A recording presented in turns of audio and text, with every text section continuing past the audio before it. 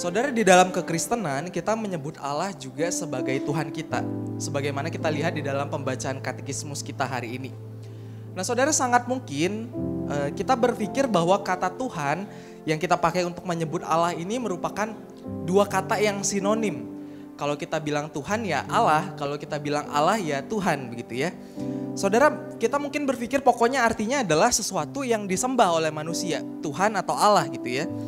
Saudara, tentu tidak salah kalau kita punya pemahaman seperti ini. Tetapi sebenarnya kata Tuhan yang digunakan untuk menyebut Allah juga dapat dipahami sebagai Tuan. Atau dalam bahasa Inggris kita menyebut sebagai Lord gitu ya.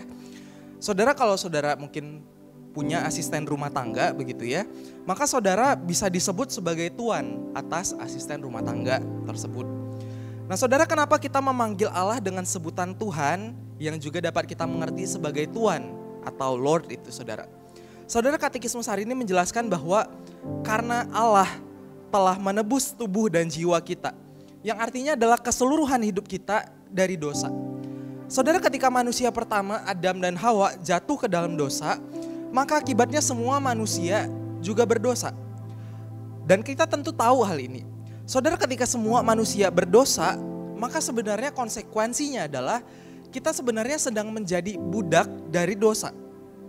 Nah itulah kenapa semua yang kita lakukan sebagai budak dari dosa pasti memiliki kecenderungan berdosa pula. Karena dosa telah menjadi tuan atas kehidupan kita. Tetapi kabar baiknya buat kita yang sudah percaya kepada Allah, kita sudah ditebus. Saudara, ketika dikatakan bahwa Allah menebus kita, artinya Allah sudah membeli kita. Allah membayar harga yang seharusnya kita bayar, tetapi kita tidak pernah mampu bayar. Saudara, Allah membayarnya bukan dengan emas ataupun dengan perak, tetapi dengan darahnya sendiri yang jauh lebih berharga.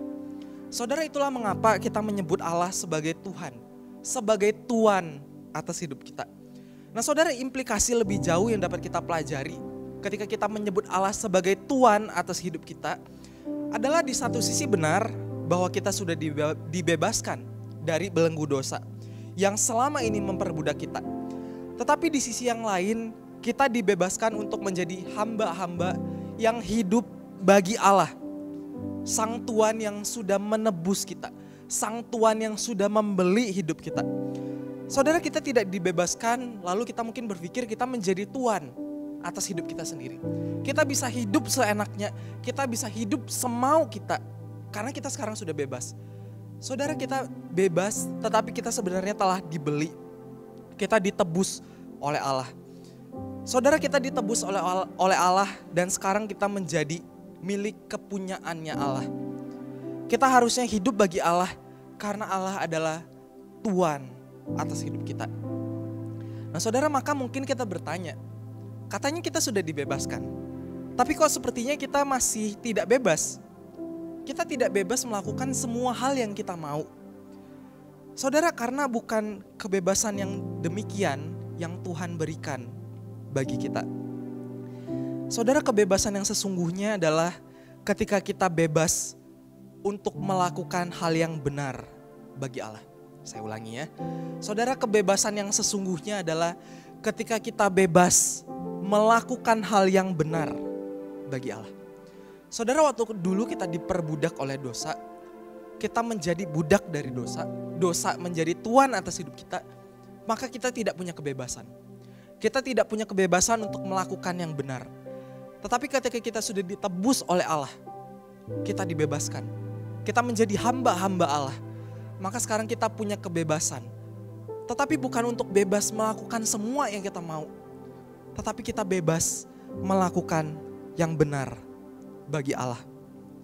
Saudara, Allah Sang Tuan itu sudah membeli dan menebus kita dengan darahnya sendiri. Saudara, kiranya Tuhan menolong kita untuk menggunakan kebebasan yang telah kita terima. Untuk sungguh-sungguh hidup secara bebas melakukan yang benar bagi Kristus.